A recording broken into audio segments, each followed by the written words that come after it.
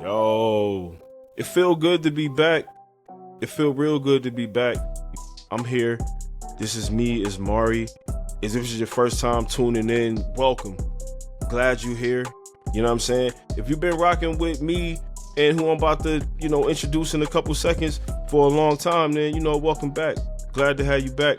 But I'm here with the one, the only, the Queen Bee, Bethany. What's going on, man? What's up? What's good? Oh, it feels so good to be back here. Like we're doing the show again. Oh my God. Doing the show again, connecting again, and, kicking it is... I tell people all the time, like, if you ever tuned into, anything that we've ever done, especially, my solo show, All for the Love, I always tell y'all my favorite guests, right? No disrespect to nobody, because I've had nothing but legendary guests. Like, you can check it. Check the credits. That's actually kind of crazy. My favorite guest is always Bethany, because, like, even if we're just texting or we're on the show, we're recording something, we talking, it's always going to be, it's going to be jokes, it's going to be gems, it's going to be laughs, it's going to be everything, like, all of it. So, yeah, man, it's very it's layered conversation. Very layered, you know what I'm saying? And so it feels good to be, here and like the title says, right? Parental Revisory. This is the show. This is the platform. And that name came about really because Bethany and I were going back and forth about like what name sounded good, like what we wanted to, to put out there as like the brand. Like when somebody reads this title, it's like, what is this about, right? And we blended a little bit of like both our ideas, and we came with this. And if you look at, how we both have like this kind of like relationship with hip hop. You look at the parental advisory sticker, and That's it's like right. It's letting you know that you're about to get into something. Like, Okay. it's a difference.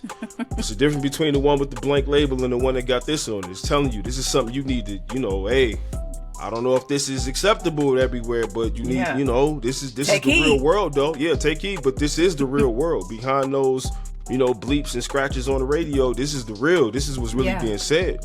You know what I'm saying? And so that's how we came with that. Yeah. I like that, Mari. That was really Feel me? smooth. Yeah, man. That was you good. know how this go, man. You know what I'm saying? Hey, But we here. So let's talk, man. We this is a platform that we put together because we do want to, we want to bring to the light the conversations that we have all the time about parenting and what it's like to be a father, a mother, like Black. At that, right? Like most importantly, and it's not that this is only for Black people. It's not that kind of thing. It's just that it's more. It hits harder in certain areas, and you know what I'm saying. It's like, these are the people that I know for a fact they need to see us and they need to hear us having these conversations to understand that, like, we having these conversations on the regular. It's not just the things you see on your feed every day. Like, we having these real, these conversations in real life. So we here. Let's talk, man. Hey, well, I mean, we got to know, when did you first become a parent? How did we get here? Okay, so it's a two-part answer, right? Okay. So when I met my wife, she had a daughter already, right? Like, and it was about 1.5 years old, almost 2, like turning 2ish. And the reason I bring this up is because, like, that was my first, like, this is, I'm in this little person's life. You know what I'm saying? And the way that I grew up, where I come from, I'm from Detroit, Michigan, born in Henry Ford Hospital. I'm from there for real. You know what I'm saying? Okay. And what I noticed, like, growing up most of my life was that I always had something like in the back of my mind, it was just like, dog, like, one of the things that I wouldn't do is like talk to a woman that already had a kid, because I saw too much baby mama, baby daddy kind of like drama. Yeah. And then I saw, like, the girl get with somebody else, and then like the baby daddy still got access, and all this kind of stuff. So I'm hearing the conversations from the men and the women on both sides of it, involved in these type of situations. So it just it made me go the opposite way, because I was just like, there's no way I could ever, do this. Right. So you fast forward, and I met her, and I'm thinking she's beautiful, and she's funny, like legitimately funny, not just funny because I'm funny and like she could just play off of my material. Like, she's funny on her own. You know what I'm saying? I was just like, they make y'all, you know what I'm saying? So, so we get to talking and everything like that, and I'm just like, man, you know what? Like, it would be crazy of me to still hold on to this same thought all these years later that I like got in my head when I was young. I can at least give it a chance if it don't work out, and if it's just like everything I ever saw it in, okay, cool, you know, whatever. Yeah. But if it doesn't, this could go a whole different direction. So, you know, I said, cool. Let me get rid of my old way of thinking, right? Let me put that to the side and let me see what's up. Let me see if she's really being real about this, you know? May I ask how old you were? I was 24. Okay. 23, 24. Okay. And I always wanted kids. I want to put that out there, by the way, too, because I know there's some people out there who may not want children, or you may want to wait to a certain age until you start having children because you got a plan of your own, and more power to you. You know what I'm saying? Keep rocking. I always wanted kids. So in that situation, I was like, this would give me a chance to see, like, this is what it would feel. Because my nieces and nephews, they're grown now, but like I had a hand in raising them, and I would watch them and stuff like that. But this is different than putting your name on, like, this is the responsibility that you signed up for. Right. You know, like, this is your kid now. And it was great. It was a great experience. It made me feel like I was pouring into the side of me that I was really meant to pour into. So it made me feel like I made the right decision. And I'm always glad that I didn't stick to my guns and I tried something new, because it changed my life. You know what I'm saying? Oh, that's right. But then if you want to go to like the first biological, it was 2014, right? So like shortly after. And yeah, I was 26. You know what I'm saying? And how did you find out that she was pregnant? It's so funny. So look, we had like a game night or something like that. Like me and my wife, her homegirl, we was chilling, whatever. And for whatever reason, like me looking back on it now, was like, that was a fucking dumb thing to get like annoyed about and shit. But like we were having a conversation and she was telling her homegirl that like, she was like, yeah, I took some pregnancy tests. I wasn't pregnant, whatever, this, that, and the third. And I was like, I didn't know you was taking pregnancy. I didn't know you was kind of in the, you know what I'm saying? I'm like, what the, because I wanted us to have like more kids, you know, and I guess, you know, looking back on it now, I probably was just in my feelings about some shit or whatever. But I got like upset about that. I was like, this is a Saturday night. I'll never forget it, because I remember I had to go to work the next day, and it was like a Sunday. I will never forget this shit. So mind you, that Saturday night we had this conversation about her not telling me about pregnancy tests, this, that, and the third, whatever. The next day she dropped me off at work, and she called me like maybe an hour later. The store wasn't even open yet, and I'm like, who the fuck is calling? Like so I answered it, and it's her. She like what's up? I'm like, what's up? Because I'm still kind of in the mood. Like, I don't even really want to, what you calling me at work for? Like, don't. She's like, I took the pregnancy test and I'm pregnant. And I was like, stop lying.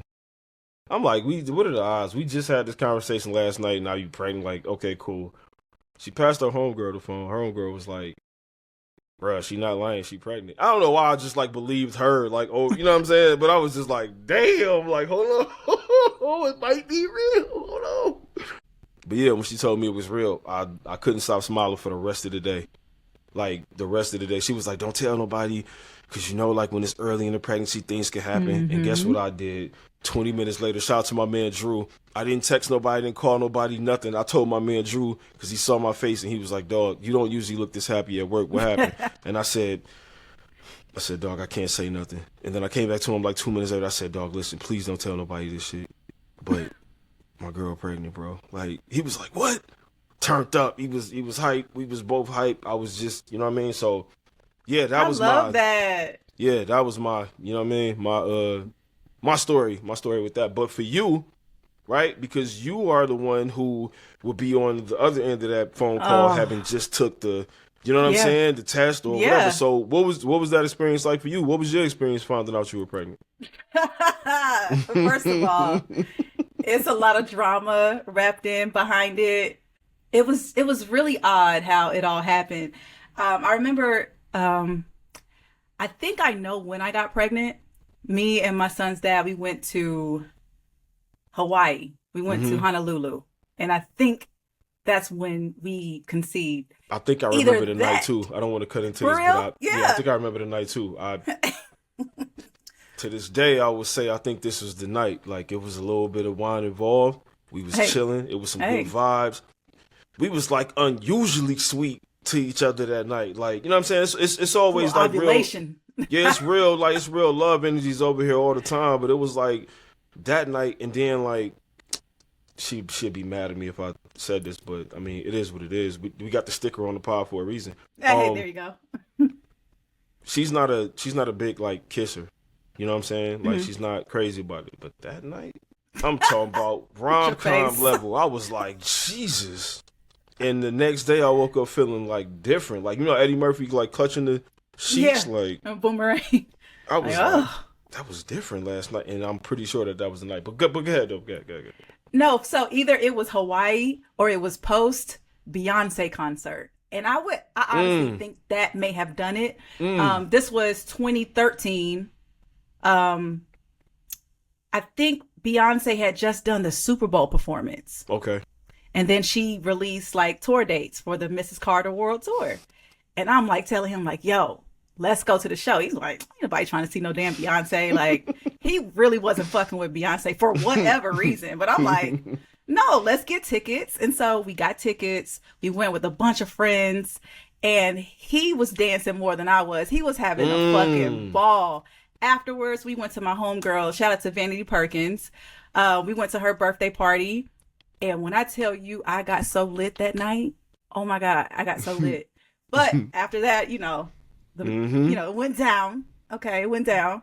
And then, so that summer I went to go visit my mom. And we had like this big family reunion that I was helping to plan and put together. Yeah. And I remember going to this family reunion. And for some reason, I'm like taking shots and like drinking with my friends and family, but I could not get drunk. And I'm like, I don't even feel tipsy. I don't feel anything. And so I was just like, okay, whatever. When I got back home, as soon as I walked in our house, it was like I could smell everything. Like my sense of smell was so heightened. I cleaned out the entire kitchen, the pantry. I bleached the trash can. I took everything out the freezer, everything. I just cleaned out everything. But I was still smelling something odd. And I was like, hold on. Something is off. I went straight to CVS. I got 3 pregnancy tests. 2 of them came back positive. And I was like, I'm not even going to take the third. I'm pregnant. But at the time, my son's dad was out of the country. So I'm just sitting with this. And I'm like, this isn't something that I say over the phone or so I'm like, wow, first I have to like let it soak in with me. Like, I'm really pregnant. Me? And I didn't know how I felt about it. I wasn't happy.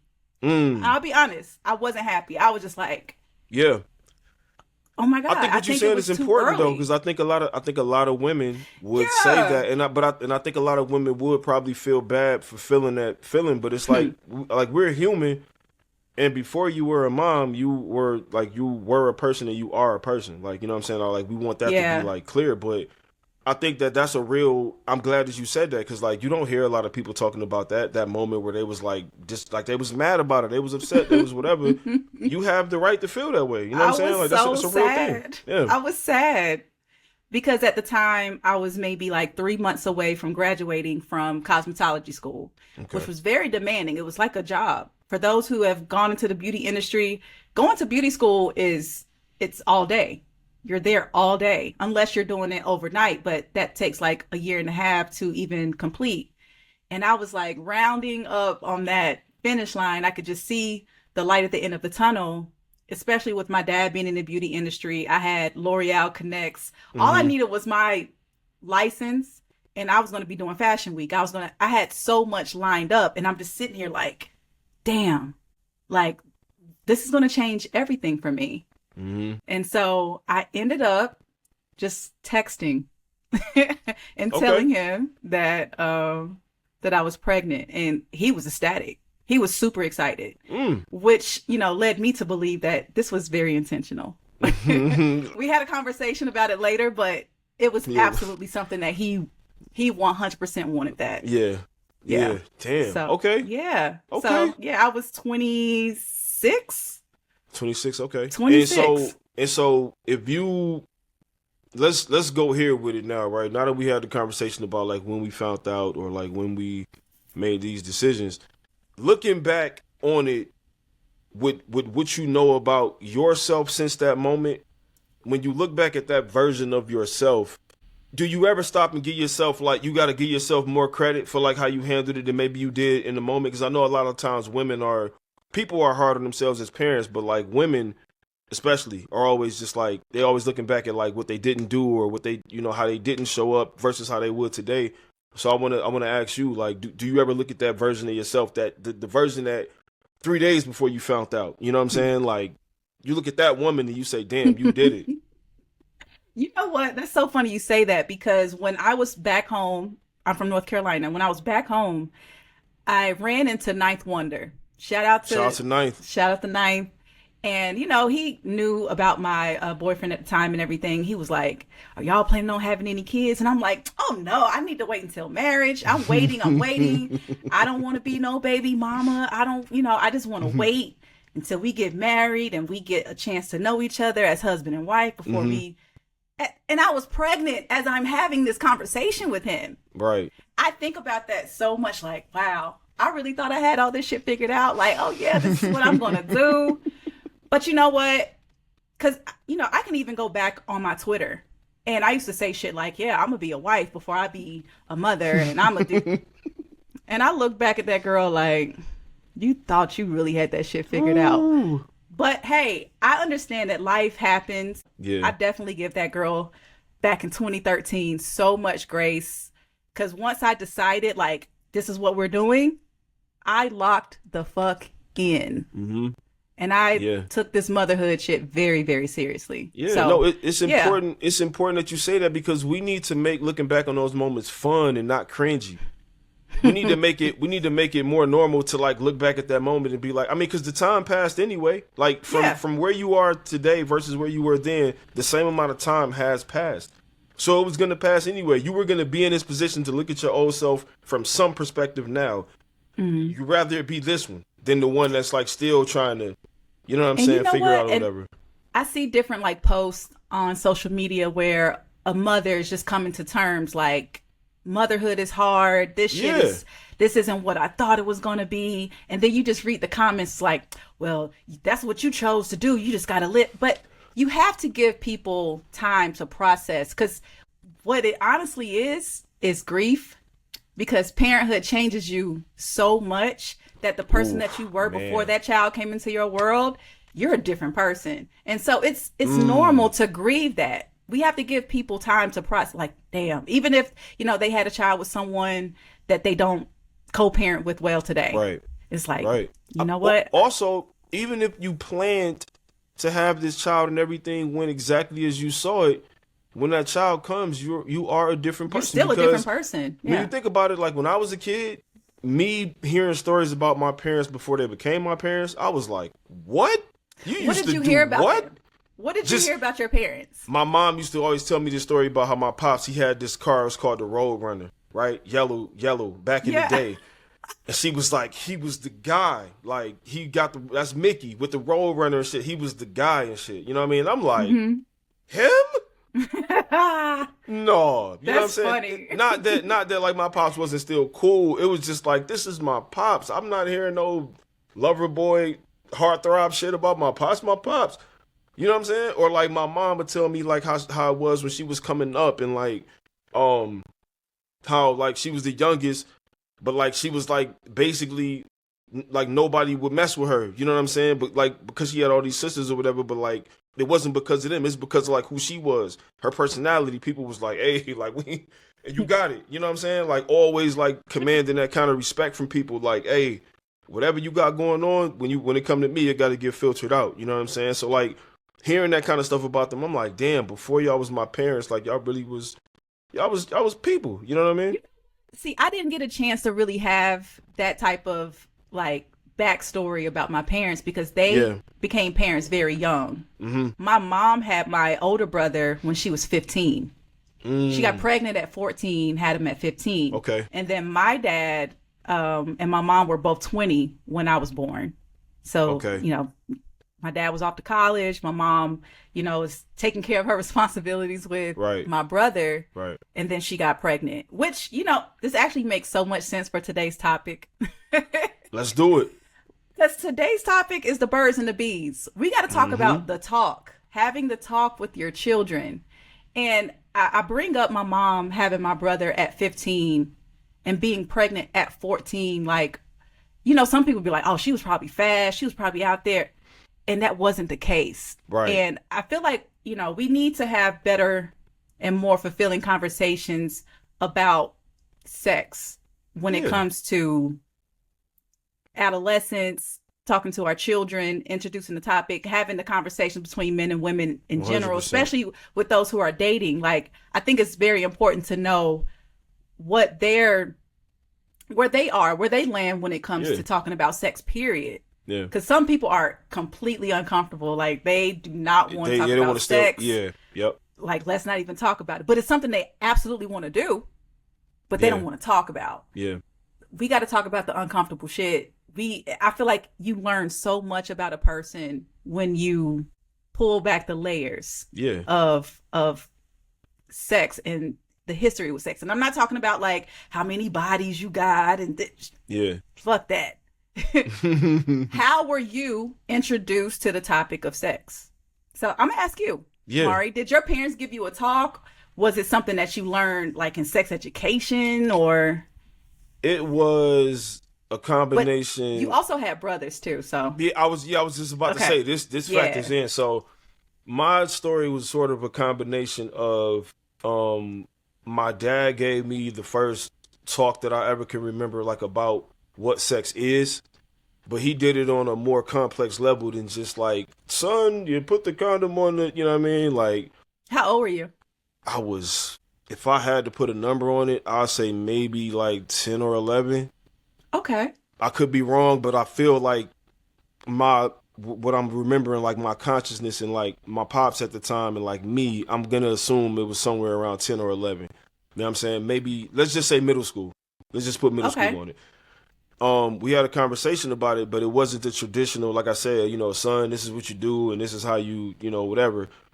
He was telling me about like the mental aspect of it already. He was telling me like, look, I know you getting older, and I know you starting to have like feelings toward girls and shit. Because he saw my mom and my dad knew that the girl that ended up being my girlfriend in my neighborhood, who stayed right next door to me, they knew I liked her the first time they saw me look at her for too long. They was like, yeah, you like her, and I'm in there like, I don't like her. But her parents was having the same conversations with her. We found out, and we both were saying like, I don't like them, and we ended up whatever. So. He knew as I started to get older, he was just like, and that was when I was like 8 when that was happening. But like a couple years later, he was just like, hey, no, you getting older. You know what I'm saying? I know some of this you probably not going to understand until you get a little bit older. He said, but I know you having feelings about girls. I just want you to know this. No matter who you around, no matter like what they trying to get you to get into, think for yourself, number one. But understand that once sex comes into the picture, like everything changes after that. Everything changes. And that's all he said about from the mental part of it. He didn't really go into detail about like, how to and this, that, and the third. I think because he might have assumed, because my pops was older at the time, you know what I'm saying? Like when he had me. So by the time I'm in middle school, he's, he's a older guy, like, you know what I mean? Yeah. So he's having this conversation from a perspective of like, he's older, he's from a different generation of it. So I don't even know if he knew how to really approach it, because I don't know how his dad told it to him. I think he probably assumed, because my brothers, my homeboys, my cousins, everybody who I was around, I think they probably figured like, look, I don't need to give this one that much guidance because like he's smart on his own. You know what I'm saying? Like my parents knew from an early age that like I had some sense. So I think that they probably was like, how do I even tell him this? Let me just see where he at with it. Can he grasp this part of it? So he told me that that was the most important piece of advice about sex that I ever got, because I ended up hearing conversations from my brothers and my cousins and my homeboys like my parents assumed I did. So I kind of figured it out. And then the mix of the Spice Channel where the shit was flipping, you know what I'm saying? The staticky and all that. A mix of that. Listen, you know what I'm saying? I was like, damn, doing the little Kim moves trying to see the shit. You know what I'm saying? You see a But nipple through the man, squiggly lines. listen, man, that type of shit. But then my brothers and shit. Sometimes they're got the secret collection of the tapes, and I was like, oh, whoa. Whoa, nah. You know what I mean? So like it was a combination of. So I'm from around that time. We was living on the east side of Detroit. So you know what I mean. Shout out to the east side. So that was my thing. But like, so from my perspective, a lot of men probably get talked to about sex in a very similar manner, where it's like surface level. Hey man, be careful and whatever, because they think that you'll just figure it out. You have this thing and it goes there, so you'll figure it out, right? But from a woman's perspective, like, how are you even approached the same way with the same energy? Is it like, I need to educate you about this, or is it like, I need to scare you away from this? Like, what's that whole process? Society is just like, don't do it. Right. Don't have sex. We're just told, don't do it. Mm-hmm. I mean, it's just been so many scare tactics, especially as a millennial, teen pregnancy and all these things. And it's just like, and then you don't want the rumors to go like, oh, she kind of fast, you got to keep an eye on her. And she, I always had that in my mind, but I had a conversation with my mom about this. I had to ask her, because my mom didn't give me a talk. Right. My mom's single mom. She raised me. My dad lived out of state. He had his wife and my little brother. So, I would see him every so often. But I guess she told me that I asked her, I was about like 6 or 7 years old. I asked her about where babies come from. And she did not want to have this talk with me. So she called my dad. And I just remember like chilling in the living room, and all of a sudden my dad pulls up outside, and I'm like, the hell is he doing here? And he hop out, he got his business suit on and shit. He come in, what's going on? He like sits down, and he was like, I just want to have a talk with you and just kind of tell you about, when a man and a woman love each other. And like, he gave me that whole thing. But in the middle of it, he was just like, hold on, I'll be right back. He goes to the car. He comes back with a banana and a condom. And I remember looking at my mom, because she was like, the fuck? No. He had a banana and a condom. And she's like, first of all, you a married ass man. What you doing with a condom in your car? But in his mind, it's like, no, I'm preparing to have this talk with her. So he got a condom. Hey, I ain't gonna lie. Got a banana. Smooth dude if that was his excuse, boy. Because I know, right? Woo, boy, he got one off. Shout out to Pops. Shout out to Dad. Shout out to Pops. Man, so he like opened the condom, and he was like, for protection, to keep from getting pregnant, to keep from getting, because, this is the early 90s. HIV was the big, scary monster. Yeah. Like, forget all them other STDs. Yeah, you'd be lucky to catch the other shit. Okay. I mean, because at the time, you got TLC waterfalls, and it's in everything. You got Magic Johnson. Right, I was just about to say, yeah. Eazy-E, the movie Philadelphia. Like, absolutely. It was in everything. Absolutely. It was in the music. Right. I mean, even before waterfalls, TLC was wearing condoms all over their clothes. And the glasses and shit, you're right. Yep. And so I was just like, okay, yeah. I don't plan to do that until I get a husband. So from age 7, my dad gave me that talk. I was just like, got it. So I think I was maybe like 13. My mom got me a promise ring. And that was the closest to any conversation that we ever had about sex. Right. And so she gave me a ring because I told her that I was going to wait until I was married to have sex. Yeah. And that didn't happen. I mean, hey, be like, but listen, I want to say something. Yeah. You spoke on something and you said like, that like, you don't want the rumors out there about a girl being fast. I'm going to tell you this. For the moms out there having that talk with your son, coming from someone who I was a young man before, still a young man. I was a younger man before. There you go. Feel me? When you start to tell your son, like, I just want you to hear it the way I'm saying it right now. Just hear it the way that, like, put yourself in the shoes of like a young boy, right? Young boy that's dealing with hormones and puberty and stuff like that, right? You go to him and you say, son, you stay away from these girls. You see those girls that's over there. You see these girls that's around you. You stay away from them because all they want to do is have sex. They're horny all the time. They just want to have sex with you. That's all they want from you. They don't want anything else from you but sex. You hear how many times I just said sex to a young boy with hormones and raging out of control, and you telling him that girl wants to give him that?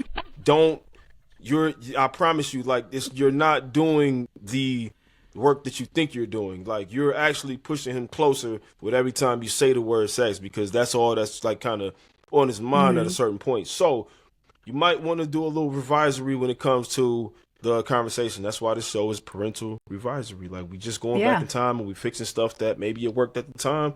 Maybe we can like fix it up too though. You might want to just let him know. Maybe if you using that as a scare tactic, you might want to tell him the dangers of like dealing with a woman who's trying to do this, and you know what I'm saying? Like, hey, you want to protect yourself, you want to do this, you want to stay away because of these kind of things.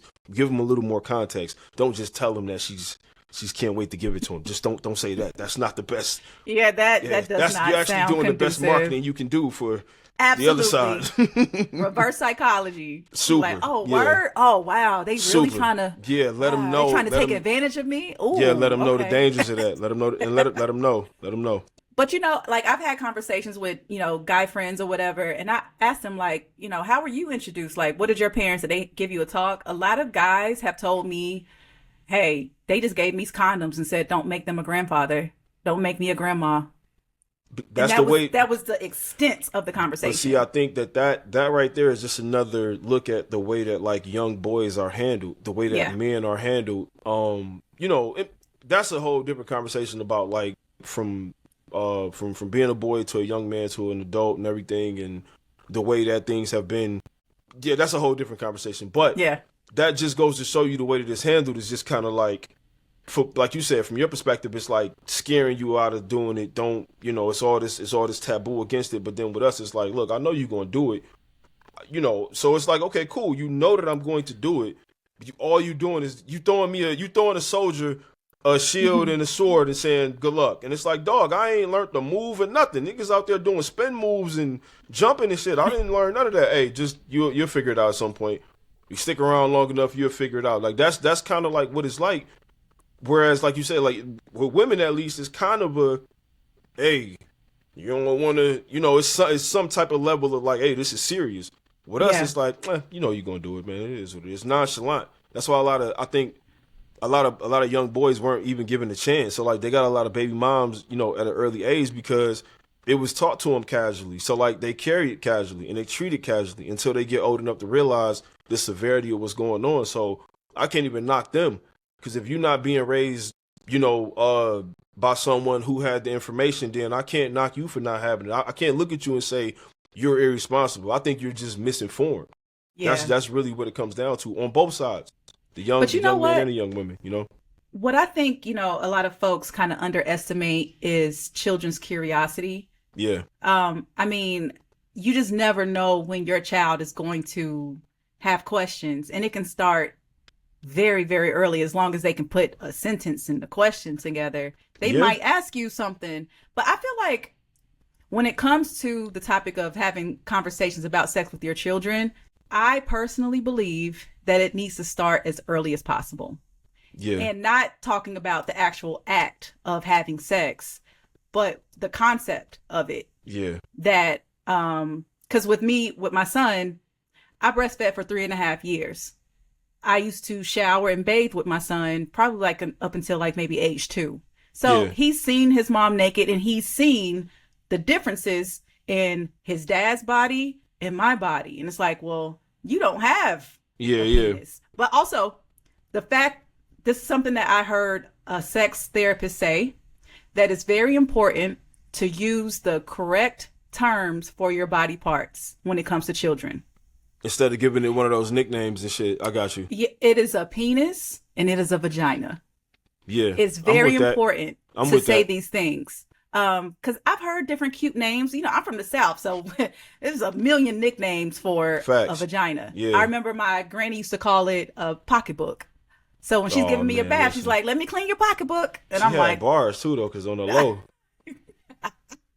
I mean, low key. Just saying. Low key. Entendres and shit. Okay, And your you pocket. talking about multi? Yeah, I'm just saying. Shout out to Grams. I'm just saying. I know this is a serious conversation, but goddamn, man. No, hey, I'm always taking time out to respect a goddamn bar. So shout out to Granny. It's a pocketbook. Shout out to Granny. Yes. Man. Yeah. And so I heard a story, and trigger warning for those who are when talking about sexual assault. But it was a teacher talking about how one of her kindergartners was telling her, oh, my cousin puts batteries in my pocketbook. And she was like, oh, okay. She didn't think anything of it until the little girl came again and was like, yeah, my cousin keeps putting batteries in my pocketbook. And she was like, she started to think like maybe something like, what is she trying to tell me? But she just couldn't figure it out and just kind of, kept moving along until the little girl got pulled out of school because she was sexually assaulted by a family member who was literally putting batteries in her vagina. Oh, man. Oh. So kids are going to use the terms that they know. They're going to let you know what's going on. A lot of these children are very vocal. And so when they see that you're a safe adult and they're going to have these conversations, they're going to tell you some things. It's very important that you use the absolute correct term for their bodies. That makes so much sense, man, because like you said, so they can communicate when something's wrong. She's telling you exactly what's going on, but she's only, again, this goes back to being like the misinformation. If I'm telling you something and you telling somebody else something that I told you, like, then it's not on you that you telling them that if this person can't figure it out. It's like, this is the information that this little girl was given, is that this is what these things are. This is what this is.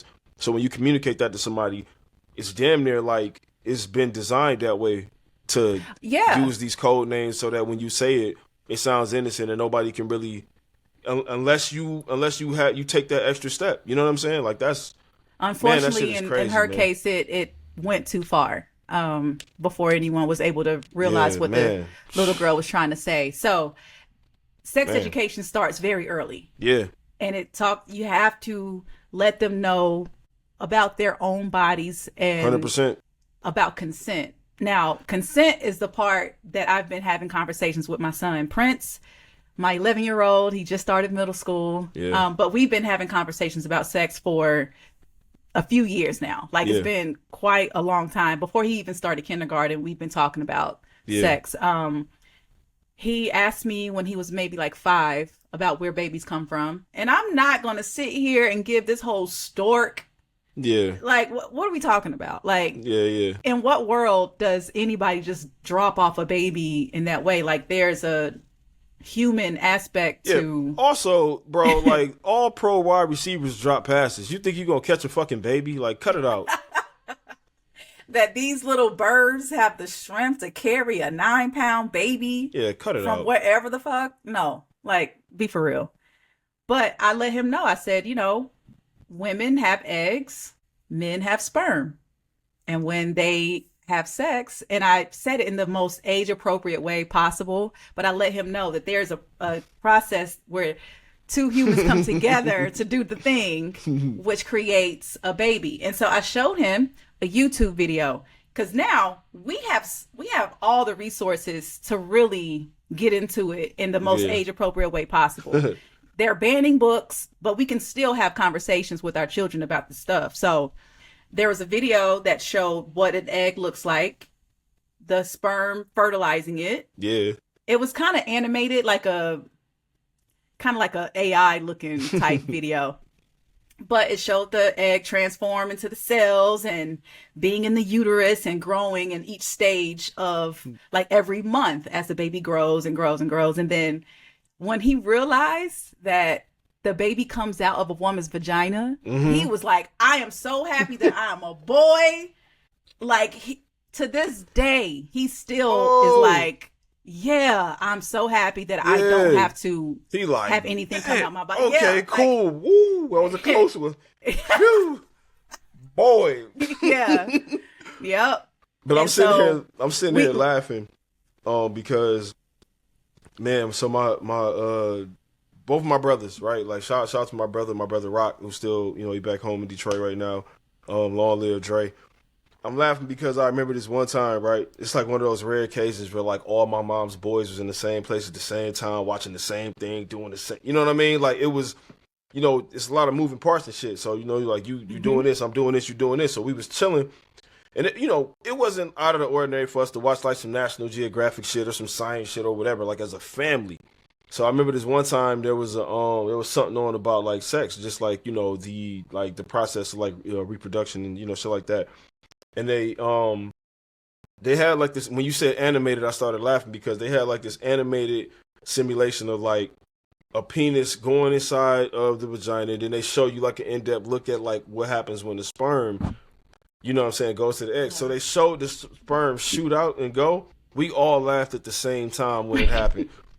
The goofiest most childish shit ever, but like it's the same kind of shit that I would laugh at right now today as a 37-year-old man. So I was laughing because when you said that, and you was like, it was an anime, and I was just like, dog, I will never forget that fucking moment. So look, whatever helps you learn and retain that information. Yeah. And I was like, you know what? This makes sense. And it really stuck with him because even in that, I also let my son know, like, every month my body releases an egg. Mm-hmm. And so every month I have my menstrual cycle, I have my period. Ooh, and this is what happens. Like, you have to tell boys about this so they don't just have the ick for the rest of their grown-ass lives that a woman bleeds. My mom told me at about 7 or 8 years old, I think, she said, listen, there's going to be a time of the month that your mom, who's always this upbeat and happy and smiling and cracking jokes person, I might not be so pleasant to be around for a day or two. It's nothing personal. It's not to you. I love you. But this is what's going on with my body, and this is how I feel when it's going on with my body. And the first thing I asked her was like something along the lines of like me helping her out with that. You know what I'm saying? Like could I? It was something along the lines of like me helping her with it. As I got older, if there was something that you could do, if it was something that I could do, yeah. Mm-hmm. So when I started to get older, I started to, in the back of my mind, I used to be like, okay, she was kind of different today. Let me stop by the store real quick, and I would get her like chocolate and like it was a Diet Pepsi and like some chocolate. She was cool. It was like a vicious bear, and you go over there and you do something, you pet it, and it's like it's cool now. It's like, you know what I'm saying? But she's the most upbeat, cracking jokes, person. Yeah. But when she's like that, I'm like, I gotta go get her something. Because she told me that as a kid, but she also told me, because she said, you're going to get older one day, you're going to have a girlfriend of your own, you can have a wife, whatever, you need to know the signs. So when she started acting like this, don't take it personal. Don't start thinking that, you need to get into it with her and go back and forth, whatever. Like, this is just what it is, and this is how we feel. Mm-hmm. So my early conversations about that came from my mom being straight up with me all the time. Like, this is what it is. You know what I'm saying? Yeah. So I appreciate that authenticity. For real. Yeah. She was managing your expectations very 100%. Early. It was very educational in managing your expectations of women in the future. 100%. Yeah. Shout out to her. Yeah. Look, you have to have these conversations. And I know, with guys, y'all don't be wanting to hear that shit, but it's the human experience. But you know what I want to ask you? From your perspective, you getting that talk from your dad, right? Like the way that he gave you that talk. Yeah.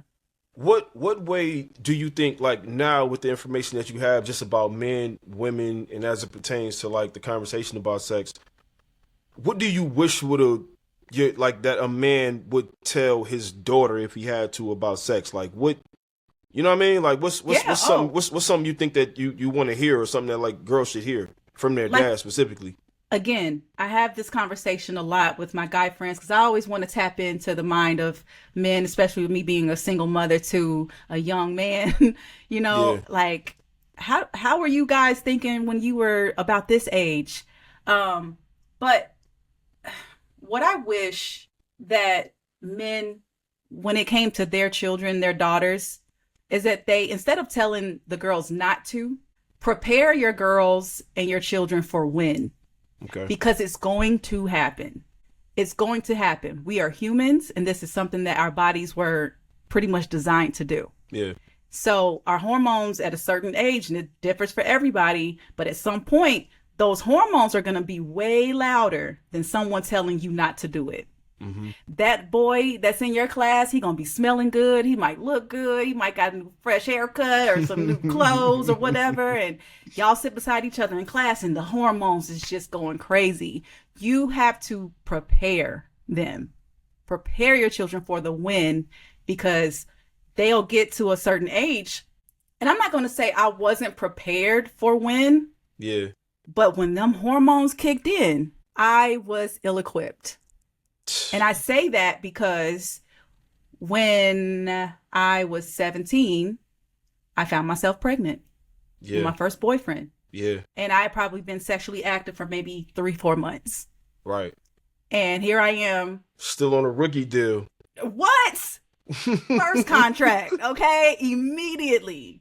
Damn. And I'm sitting here like, wow. Okay. And I did not go to my parents because I was too afraid. My mom, you know, I felt like I let her down because here I am wearing a promise ring talking about I'm waiting until marriage. And then my dad, I'm like, I can't go to my dad and tell him that I'm pregnant. Yeah. So I secretly had an abortion. Okay. And when they found out later, it was ugly. And so later on, at my big grown age, at this time, I think my son was maybe like 5-6 years old. Yeah. Me and my mom had a conversation. I just asked her, I said, how come you never had to talk with me? And she was like, well, I thought that you would see that I had your brother at 15, that it would steer you away from, you know, having to live a similar life to what I lived. And I was like, sometimes, like, I'm not picking up on that. I'm sorry. And we weren't rich or anything. It might have been because she did such a good job of she did an managing incredible it. job. Yeah, like see, and that's one of the things about strong people. Strong people can make it tough for people that come after them because like they make these situations that are really like super serious and like, you know, high stakes seem like it's just a regular, you know, every day you can do it too type of thing. So you seeing that probably not deters you from it because you didn't see her looking like she was living a life that was like unlivable and shit. You saw a life that was like, I want to be like this woman. You know what I'm saying? Even if it's not in the literal sense, like I want to do the same. It's like if I do that thing, I'll be okay though because like look at her, she's okay. So it probably came from that for sure. Yeah, I mean, because she told me, you know, she didn't know what she was doing when she got pregnant. It wasn't that she was fast. She was actually, she considered herself a tomboy. That's and it fair. was just like, I'm glad she said it to you. Yeah. And kept it real like that because kids, we need to know where we come from and we need to know that these are like real things because absolutely a lot of people get too caught up in the title and it's like, I'm the parent, I have to appear perfect. Like, dog, no, that's the closest, that's the quickest way you can like disconnect from your children. Like you start to appear perfect. They start to feel like they can never please you. They start to feel like nothing they can do will ever be good enough for you or none of that. But if you keep it real with them, it's like, no, we can have real conversations about real emotions and real situations. So tell me how you feel about this, because I'll tell you, when this happened to me, nigga, I was this, that, and the third, or man, I was, you know, this fucked me up. And it's like, cool. I'm supposed to tell you that the same way that, you know, if I see you making a mistake, me sitting back just not saying anything, I'm setting you up for failure. I can stop you in the process and say, hey, listen, you're going to make your own decision, but let me give you the information first, at least, just so you can operate with both sides of the, you know, the spectrum and shit. Here you go. And you give it to them, and it's like, all right, cool. Now it's up to you to make the decision with it, but at least you got the information from me. Yeah, we have to equip our children and prepare them. Yeah. I won't say it's irresponsible to tell them not to do it. It's just that you're leaving so much to their imagination. Well, she never said, you know, X, Y, and Z. But the thing about like my mom and dad, they're so different. My mom just didn't have the conversation. Of course, my dad came in and had his condom and banana and shit. But we never spoke about it after that. Now, once he found out about the abortion, of course, he was hurt. Yeah. He flew me in town to come and hang out with him for a little bit so we could just, you know, converse. Damn. And I wish that I would have had his support in that because, you know, maybe we'll talk about it in another episode, but having an abortion was a very odd experience for me. Really odd. And it would have been really nice to have the love and support of a parent during that time. That's the only thing that I would tell my friends is just prepare them for the win. Don't try to just scare them out of it. Like, you ever have like parents, I'm not sure if your parents were ever this way, but like if you ever had your parent ask you to do something and you ask them why. Yeah. And they'd be like, don't you ask me why, just do what I say. You have to explain the why behind things. Yes, I'm so glad you said this. Computes. Oh, I'm so glad you said it. So, Parental Revisory. Yeah. I was like, you know what? When it comes to my children, this is how I'm going to approach things, because I need there to be some understanding behind everything that I'm saying, so that every time that I say something, he just like, oh, whatever. No, there's a reason. There's a reason. Everything that I say is about your safety. Yeah. It's about me caring about you. I understand that children are going to go out here and make their own mistakes and learn and do whatever, but I'm going to try to make you as educated as possible when you go out here into this world. I'm so glad that you said that, specifically the way that you're saying it. Like, you asking your parents something and they tell you just do it because they said to do it. You're leaving so much on the table when it comes to that, because it's like, if they come to you and they're that curious to ask you why, you giving them context is doing a couple different things, right? One, it's letting them know that, like, you're not this dictator that's like, just do it because I said it. Yeah. You really have their best interest at heart because you're explaining it to them on the fly. And it's like, look, I need you to do this because of XYZ, right? You're showing them that they're worth being explained to. You're showing them that they're worth, as much as like, an explanation of like why they need to do something. You know what I'm saying? Like, that's not something that a lot of people grow up having. Like, they don't know what it's like to be acknowledged, or like for their opinions or their input to be like taken into consideration and shit. So if you take the step to say, I'm gonna explain this to you because I'm gonna show you, like, in your kid's eyes, you bigger than life.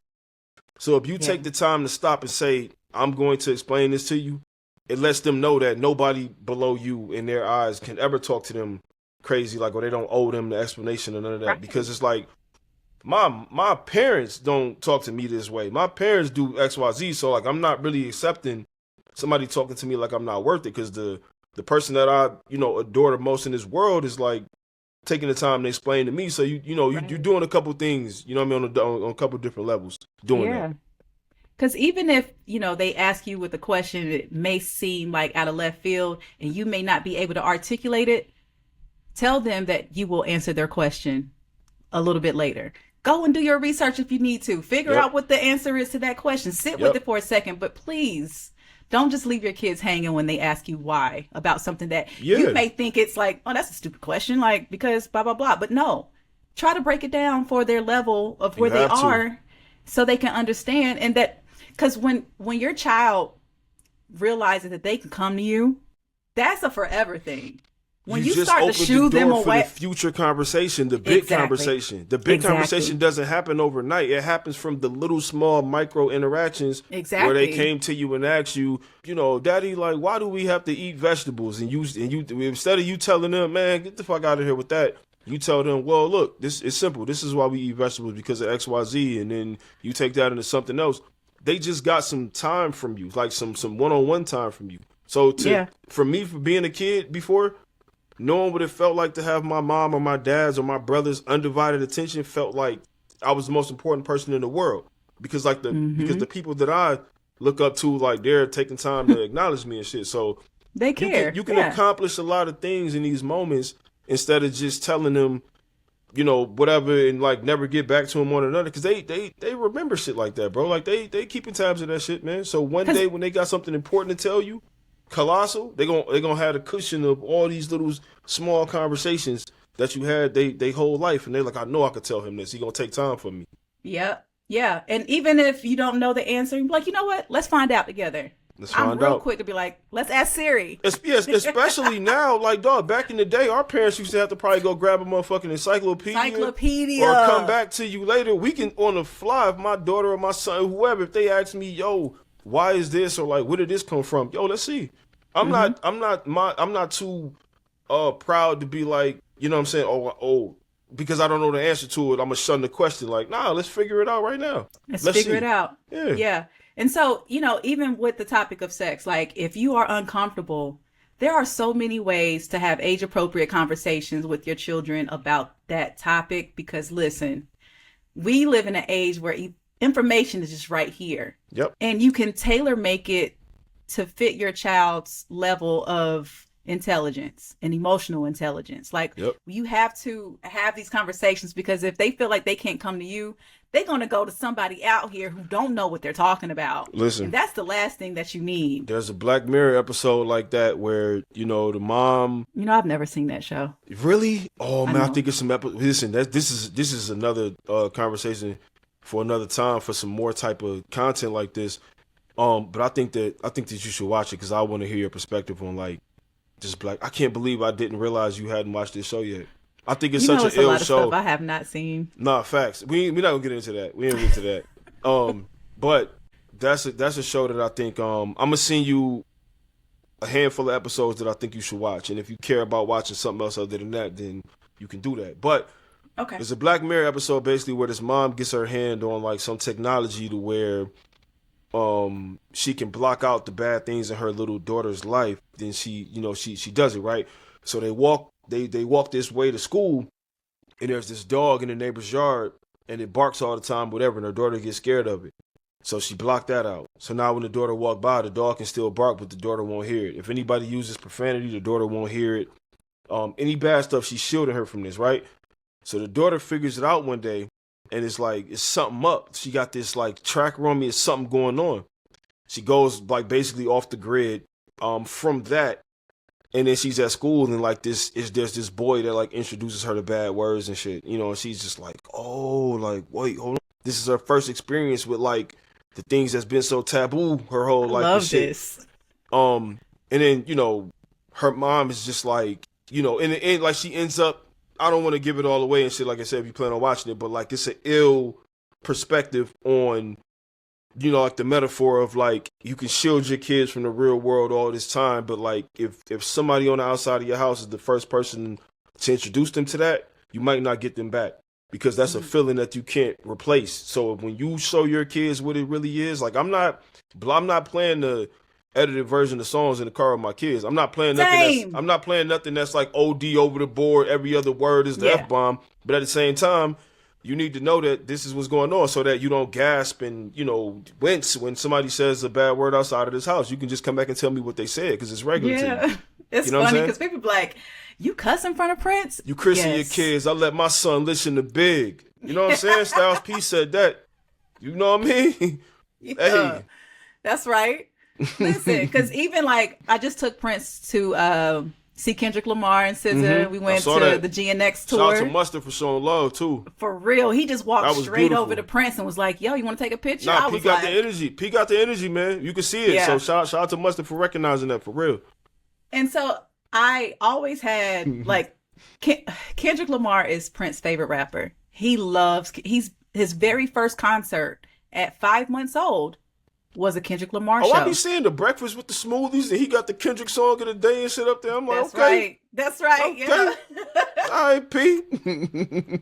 And he raps along, but you know, he has to edit himself. Like he knows what words that he cannot say. Now, I did give him the nigga pass. Say, you know what? You can say the N word. You can say it. However, when you are outside this house, don't just be out here using it all willy-nilly, or like you say, William. Yeah, don't do that. You don't go William ever. Okay? Or when you hear non-black folks say it, check them. Check them Let right them then know, and there. don't do that. Don't Slow do that down, around Chief. me. Yeah. Don't do it. Yeah. So, but when we were going to the concert, and I've just been watching him just edit himself. Every once in a while, he might slip up and say a word, you know. But we was pulling up to the venue, and I said, P, I'm letting you have full range. You can go crazy with it. Go crazy with it. That's beautiful. And That's it was so funny. beautiful. Like, he was letting it. The first time that he said the bad word, he looked at me like he was. I was like, no, you good.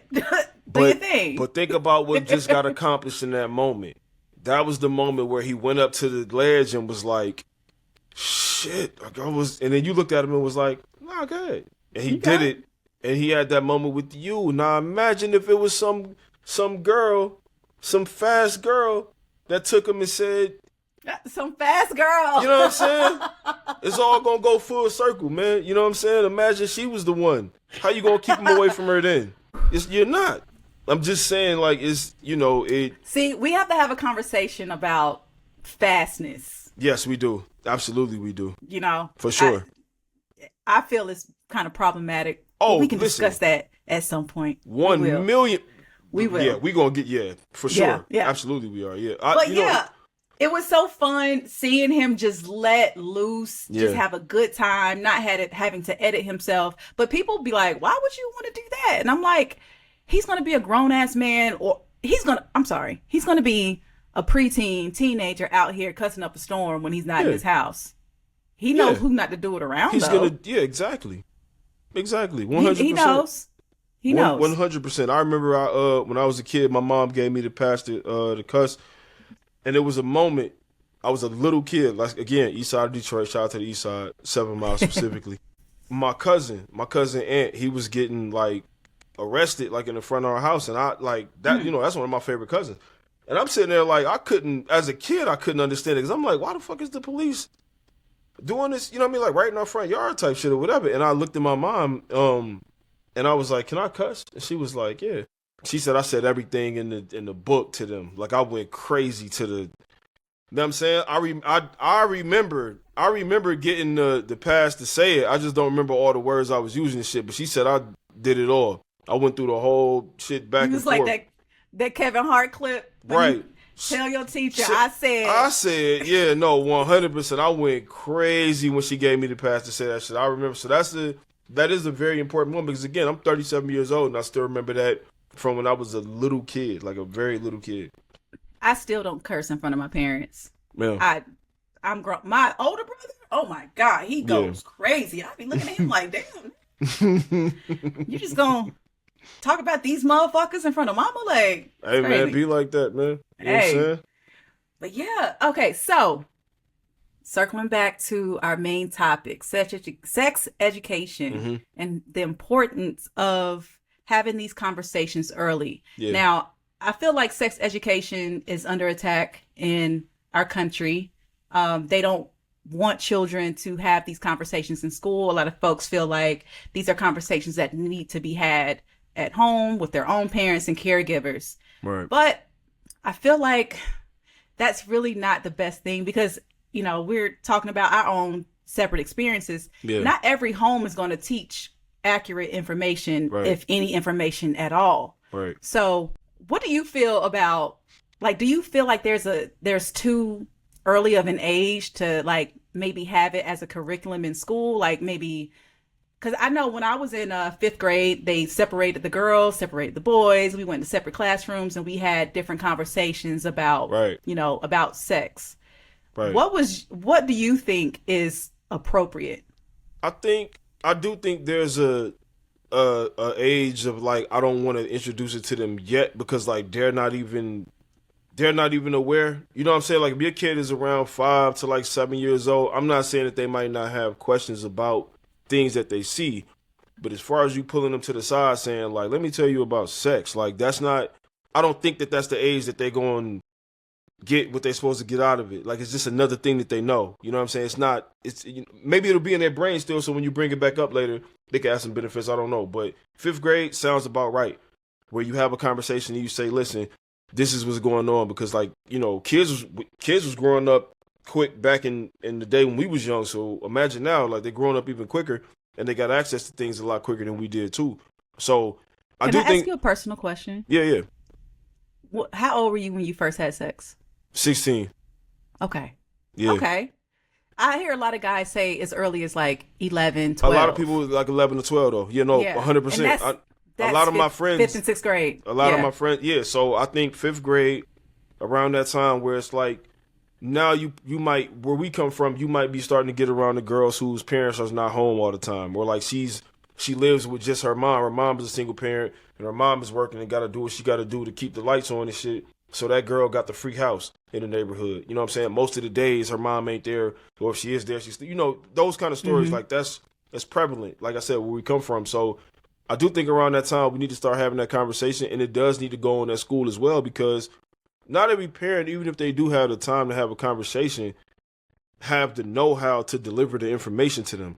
So if you put them in front of somebody who you trust more hours of the day than damn near you might see them, you should put that same trust into them about a topic like that that's going to be prevalent in their life, because a lot of people become successful and they always think about that one teacher that told them this, or the one teacher that took the time out to do this or whatever. So like, teachers are very, very important. And I don't think that that's something we need to keep from them. If that's, it's vital. It's going to happen. You're not going to get around that. It's going to happen. So I do think at a certain point, you shouldn't just leave it up to the conversation at home, because it might not happen. It might not happen. Yeah. Yeah. But, I'm going to disagree with you. I am going to say that it needs to happen a little bit earlier. Okay. And the reason behind, and maybe this hasn't even like come across your mind, even though you do have daughters. Yeah. 8 years old. I remember sitting at lunch with one of my best friends. I'm not going to shout her out because, she may not want me to tell this story. Right. I remember she got up to put her tray away and she had blood on her butt. And I was like, I'm 8. I'm like, what is going on? Like, I'm like, hey, she was like, oh my God, I started my period. And so she went to her backpack, pulled out something and disappeared to the nurse's office, came back in new pants. And, and I was just like, what the fuck was that? She started her period she started hers at 7. That's like, so that's by second, this time she had second grade, right? It was third grade. Third grade. It was third grade. Man. Yeah. And so I remember by the time we got to 4th grade, this girl had boobs. She had booty. Yeah, she was very shapely. She started her period early, and she had everything that a 13-year-old girl wished she had. I got you on that. Yeah. At 8 and 9 years old. Yeah. There was a girl I went to elementary school with, 9, 10 years old. Like, in the moment, me and like one of the homies, you could see. I mean, everybody could see like she was far more advanced than like any other girl in the school. You know what I'm saying? Like, even like at that age. So that makes sense. That makes a lot of sense. I just feel like, because I posted something to my Instagram a few weeks ago where a lot of people don't understand that girls as early as 10, 11 start getting advances by grown men because of the way that their bodies look, or they may just be, a pedophile or whatever, that they're attracted to young girls, and these girls need to be equipped with, hey, they're interested in your sexual organs. Yeah. You have boobs, you got a booty, you got a little shape to you, and the guys are looking. Like, we have to teach girls about that, but also teach boys about what's appropriate and what's not. We need to talk about consent with boys. Like, just because you like what you see doesn't mean like she's with whatever you trying to do just because she got it. You know what it is? Listening to you say this, I think that what you're saying goes in line with what I'm saying, and not even against it. Because like, you think it should be sooner in school. I think it should be sooner, just like, in general. Period. Like, if you at home.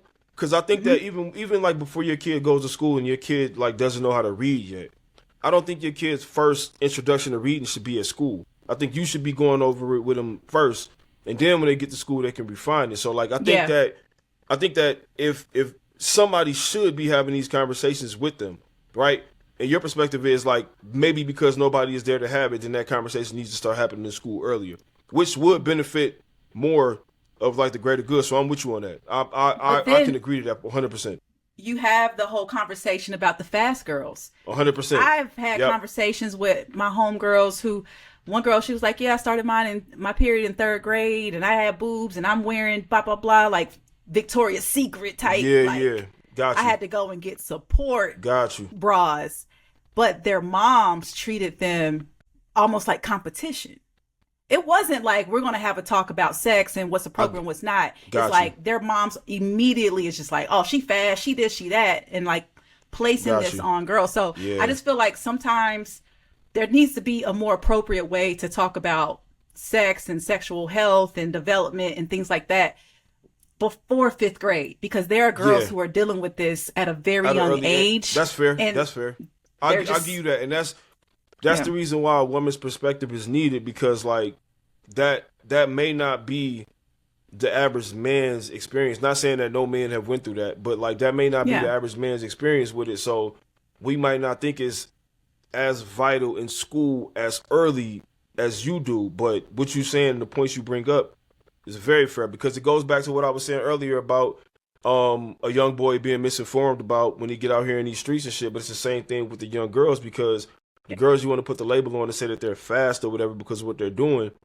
most of the time it's a cry for help. It's a lack of something, or they were wronged by somebody, and so now they got to put that energy somewhere else. And it's like they're trying to figure out a lot of things, and attention is at the center of like what it is that they think can fix them. So like they start to do things and they start to gravitate toward people that's giving them attention. And when they know they got something to offer that people want and they're not going to refuse, they feel this sense of being wanted and needed, when that's not really what it is. So like I can't blame You put those that young in girls great either. terms. Like I can't look at them and just chalk them up and say it's fat. It's the same thing as looking at somebody that's going through mental illness and just calling them crazy. You putting them It's in a bin. dismissive. It's dismissive. It's disrespectful. And you putting them. You're making them understand that like whatever it is that you got going on, it don't count because you ain't normal. You ain't regular. I got to put a name on it. So I do think it's harmful to say that. It's okay to recognize the behavior and reel them in. You know, the Andre Iguodala shit. Like, hey, you know what I'm saying? Come on, let me. You know, in a loving manner, I'm gonna tell you what's going on, and let's try to build these conversations and have more constructive conversations around like how do you feel, like what's your mental state and what's going on, why is your energy going this way? Like let's have a real conversation about it so that we can prevent that behavior from being passed down and people thinking they need to do these type of things, women thinking they need to do these type of things. You know, not just women, because it starts when they're young girls. So like we should create a space to where we have these conversations where young girls don't feel like they need to go in that direction. You know what I'm saying? So, Yeah. So Yeah. what you saying make perfect sense. It does.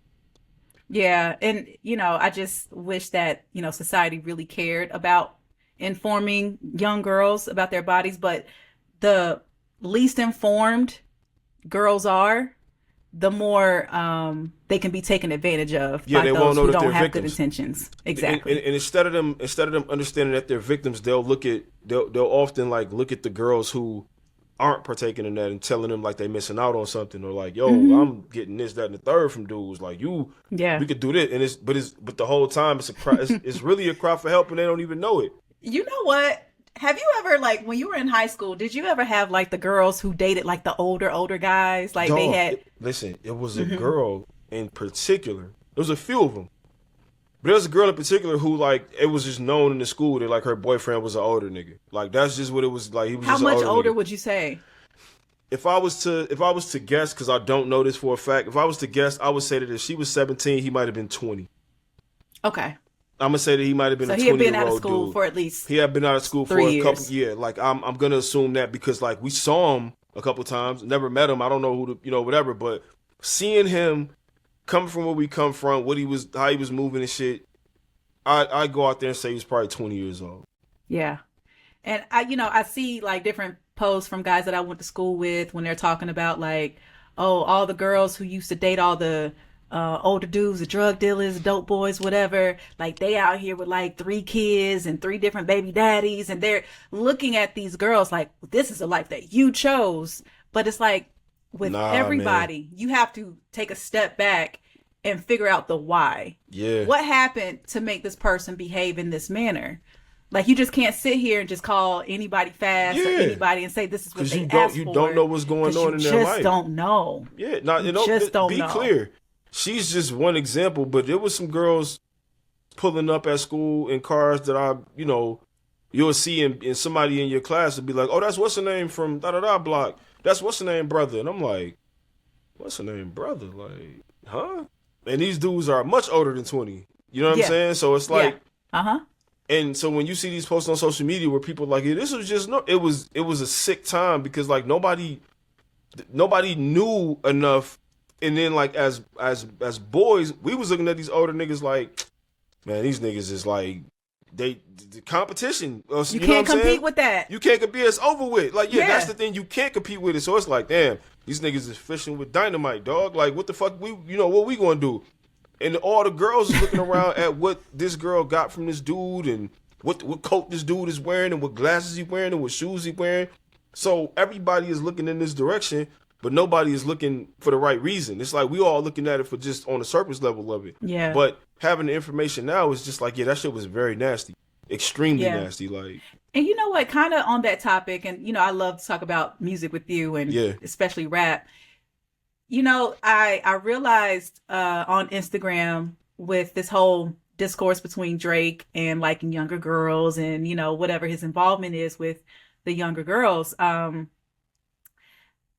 This woman, I think she's like some sort of influencer, like a mom influencer. And she said that her son asked her, and her son was maybe like 9. Her son and her daughter, who was like 11, 12. I think she was like a preteen. And she was saying like, yeah, my son asked, what did Kendrick mean when he said, say Drake, I hear you like I'm young. Yeah. And instead of using that moment to talk about the appropriateness and age difference and dating and, you know, stuff like that, she made up some story like, oh yeah, he just likes, like she just made up something. Yeah. And I was just like, man, you really had the perfect opportunity to have a teaching moment for your son and your daughter about the appropriateness of age and sex and 100% dating and just involvement with, you know, with older folks. Because that's a moment to tell your son, your daughter, what he meant was there's a clearly grown man, much older man, that is being a complete weirdo and being too close to children and he shouldn't be. And he's being close to children in this type of manner. Yeah. You have to show them the disgust from you. Exactly. Because they're getting most of like what they're supposed to like and like what they're, you know, they're getting like their kind of barometer from you. Their moral compass. They're getting it from you. They're getting it calibrated by you every day. They're going to make their own changes as they get older. But like early on, you're the blueprint. So like you have to tell them like, this is what this is. So that when they go out the house and they see it, they see that behavior and the first thing they think of is mom or dad said, that's a fucking weirdo.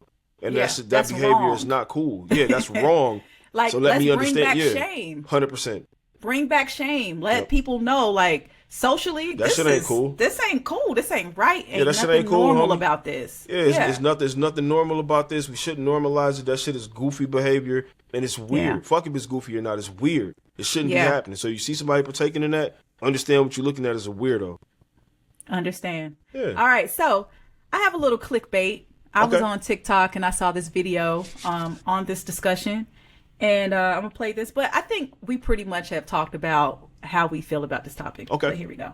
Sex ed and early education. I think that there's so many studies that show when we have more body literacy, we feel more body autonomy, we're able to advocate more with consent, we have reduced rates of sexual assault and violence. And I think that when you learn and are given the language and just mentality to be able to take care of your body and know your body, that translates across other parts of your life, right? Whether it be mental health and beyond. And I think from a systemic perspective, basic sex ed is under attack right now. Yeah, I think we pretty much agree with her. let me add something to this because I just had this conversation with one of the homies. Literally just yesterday. We were talking about women getting their tubes tied versus men getting vasectomies, but not in a combative manner. It was more so in the information space because I was saying that it's about time. It's like overdue for me to get like a vasectomy, right? And mind you, while I'm saying this, I still get this feeling like in my stomach when I say the word. So like I'm doing clap for me, please. What you mean? What feeling are you? When I say that word, I get a feeling in my body that's just like, stop saying it. Like, don't say the word. Like, don't say the vasectomy. When I say it, I get the feeling. I haven't had the procedure yet, so like when I hear that word, I know what they got to do, and I just kind of like, I'm just kind of like at the idea of it. But I know I need to get it done. Fickle. It is what it is. Your feelings are valid, Mari. Thank you. But I know I need to get it. So we had this conversation, and I was saying that because like I grew up like my mom being very transparent with me. She told me about what a C-section was. She showed me like the scar. She was like, "This, look at this. This is from you." Like I had to get the, whatever. She told me the whole story about it. And I said, "What is a C-section?" She said, "Oh, C-section is basically XYZ. This is what it is, right?" And and that's just what it was. Like she told me what it was, and so I knew what it was. Serious abdominal surgery. Listen, beyond serious, dog. I done been there for them shits because you know what I'm saying. So seeing my wife go through that, it was just like it's a lot of moving parts in the hospital at the time for you to just be like, yo, let's get the tube side as well. So when you don't get it done, it's like I'm not about to send you back out this house to go get fucking cut on and moved around and shit. Like I can go do something because right now the scales is not balanced at all. And what you did and what I had to do, like it's not balanced at all. That's just a fact. This ain't some they be saying like nigga simping and shit, nigga. This is real life. Like I'm talking about. I love to hear this. Yeah, no, I'm talking about like on some G shit. Like, bro, if we really sitting back looking at like negotiations, the scales is up here, dog. If I do my shit, it's still not gonna be even. But I think maybe she'll give me that because I went and got it, and she know how much it. It's like a big step for me to do. Yeah. But I was having this conversation with one of the homies, and I was like, yo, my reason for doing this is because I don't want to, like we're done, we're good, our dynamic is good. I think we're in a good space, it's like family dynamic wise. So like I'm good on having more kids. So I can go do that at least. I can at least do my part on that. You know what I'm saying? Like, so I'm going to do it. It's just a matter of me like getting it done and shit. You know what I'm saying? Especially with the way that birth control, how it affects us physically 100%, as women. 100%. Oh my God. If a guy was just like, you know what, I'm gonna go take care of it. So you don't have to put that in your body. This is you what don't I have told to go her. and have a procedure. I just don't want to be the dude that's always like, all right, yeah, you can just do a little bit more. You can just go do a little bit more. Like you did enough. We both carry our weight when it comes to being parents. You know what I'm saying? It's nothing like that, but it's just like overall in the grand scheme of things, bro, like what you've had to give up and what you had to endure. Oh, yes. I haven't come close to that level of shit if we just being real with ourselves. So I'm saying I can go do that. Somebody else might have their reason for why they want to do it or why they don't want to do it or whatever. I'm just saying this is me. And I'm saying like, that's my reasoning. Like I'm going to get it done before the year over. What I'm gonna do it. Don't ask me what date. Don't ask me none of that. But like I'm gonna just make my mind up one week and I'm gonna just say, you know what? This is the week that I'm going to get it. I'm about to call him up. Yo, doc, what you got going on today? Like it's a barbershop, trip. Yo, what you got? You got one? All right, I'm gonna pull up later. You know what I'm saying? I need to get, it is a barbershop trip. I'm getting something cut. So, you know what I'm saying? It's just what it is. But I'm going to do that because like that, like I said, we literally just was having this conversation though. He's so stupid, yo. Little snip, yeah. A little bit, man, yeah. But yeah, I'm gonna do my part, man. Good for you, man. I really appreciate that, and I just wish more men would be open to it because some guys are just like, fuck no. This is what I was trying to get to with that. The conversation we were having was, you learn about women getting their tubes out at an early age. Like I did. I learned about what that meant. I learned about this. I didn't learn about what a vasectomy was until I got much older. I would hear the name. I would understand that like men would just not want to talk about it on TV shows or movies or in real life or just whatever. It was always just a thing that was just like taboo for men to talk about. But I think that if more men understood and knew men who had vasectomies in their life, they could have that conversation around the same time they're starting to have that sex conversation where they start to talk about you can have children. You need to know about birth control. Women get taught about birth control as soon as they're sexually active. We need to be taught about it as well because we have a form of birth control out there too. So maybe if I was introduced to the idea of a vasectomy and what went into it and how did you feel after you got it and how did you feel before you got it, if I knew somebody that had a vasectomy and could give me that information when I was a teenager or younger than that, maybe I would have already got it by now because I would have been already eased into it by the conversations that I had and by the experience that those around me went through. And I could have been like, oh, okay, cool. When it's my time, it's just going to seem like this is just part, it's par for the course. This is just kind of what's supposed to happen at this time. You think you're done having kids? Cool. Go get the procedure. Maybe I wouldn't have so much angst around it. You know what I'm saying? If I was introduced to the conversation the same way that women are just kind of sprung birth control on, like, hey, you got to take these pills now or you got to get this shot now so you don't have a baby, and that's just the end of it. You know what I'm saying? You know what? In another episode, we need to have a conversation about vasectomies. 100%. So I was told about a vasectomy when I was 8. Yeah. Another time my dad pulled up in town to let me know that he would not be able to have any more children because he had a vasectomy. He was like, unless your mama, nope, my mom had her tubes tied after she got pregnant in her fallopian tube. Okay. And so after that procedure, she was like, I got a girl, I got a boy, we can go ahead and tie this up. Yeah, like, cut this motherfucker. Yeah, so it's over. My dad was like, yeah, I can't have any more children. I was like, there's a procedure to stop that? Right. Oh, right. Okay. Right. And so that stuck with me forever. But on another episode, I will tell you why all of this kind of connects. Okay. Okay. I'm looking forward to it. Yeah. Yeah. But yeah, this is a really good conversation, Mari. Excellent conversation. I learned so much about you. I feel like I've known you for so long, but some of the things that you said still today, more. I'm just like... It's still more. Yeah. It's still and more. You know what? And being able to have someone to say certain things out loud to... Yeah.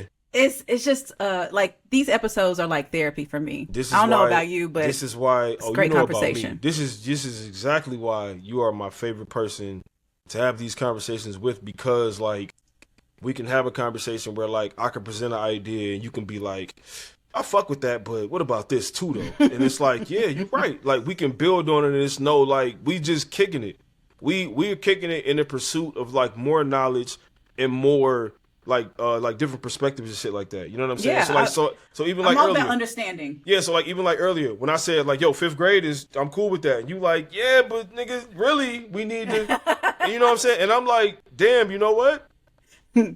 Dap me up, my nigga. Yeah, facts. You got that. You know what I'm saying? Like it's for a reason, because there are people out there having these conversations, specifically men and women having these conversations, and they feel like just because one might have this view and the other got this view, they're against each other. And it's like, no, we're all working in concert. Disagreeing with somebody is vital to growth.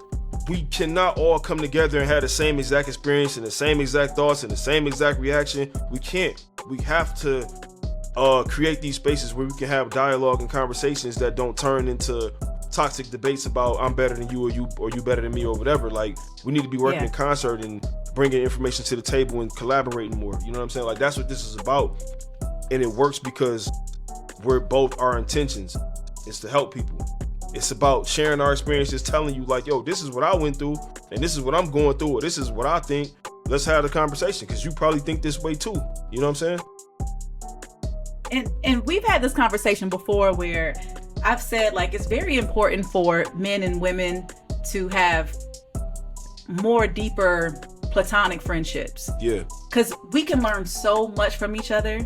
Because all these weird ass debates that you see online, a lot of that stuff is not real life. That shit ain't happening in real life, dog. It's not. You're they not using words that they don't even use in real life, for real. When they turn the mic off, that word don't even exist no more. So it's like cut it out, dog. Yeah, like cut that shit short. Being able to have a just intimate discourse where there's some learning, some education going on, just a different perspective. Yep. It is so important, especially in this realm of parenthood. 100%. There's no blueprint to this. 100%, not a piece of, everybody is winging this, and we need to have someone to ask questions and be like, hey, so I went through this, like, you know, you have a child that's a little bit older. Did you ever experience X, Y, and Z? Like, it's so important to have community. And I feel like Parental Revisory is the community. It's a safe space for people to really say some shit out loud and be like, oh, I can't believe I said that. 100%, dog. And it's helpful. And as we grow this show, this platform, for anybody who's, you know, used to our content anyway, y'all know that like we're very interactive when it comes to the people. So as we grow this platform, you guys tune in and show us that you engaging in what we talking about, and we really connecting with you. We'll start to have people like you can ask us questions, or you can admit things to us and be like, yo, dog, I felt like this too, or or like, damn, Bethany said some shit that I was feeling for a long time. I just didn't know how to put it into words or whatever. You can do that, and we can have these, situations where you can give us situations. It don't have to be nothing toxic. It could just be something that you thought to yourself, like women that feel like, damn, I need 30 minutes to myself, and they start to feel like, are they a bad mom for that? You know what I'm saying? It's like, dog, no, we can have, like, Bethany can tell you, like, no, this is important, you know what I'm saying? Or a dad thinking, damn, this thing happened and I felt this type of way, or I reacted this type of way. I wonder if Mari had a situation like that, or, you know, whatever it is you feeling. You a first time parent too. You know what I'm saying? Even if you're on your fourth kid, like you're a parent for the first time to that kid. Absolutely. So like, yeah. it's a new version of you. So questioning yourself and taking daily inventory is imperative. Like I do it every single day. Should I have said more? Should I have said less? Did I have to say it like that? What can I do different? I do it every single day, because it's not about being like a perfect parent and I'm just, you know, whatever. It's like, no, I'm just being more comprehensive every single day. And if I get a little bit better every single day, then I'm going in the right direction, and you are too. I know that's right. Period. Yeah, We can end it on that note. Y'all, thank you so much for tuning in to the first episode of Parental Advisory. I'm Bethany. He's Mari. We'll be back next week for a little bit more. Make sure you follow us on social media. Everything is in the description, and we'll see you next week. Yes.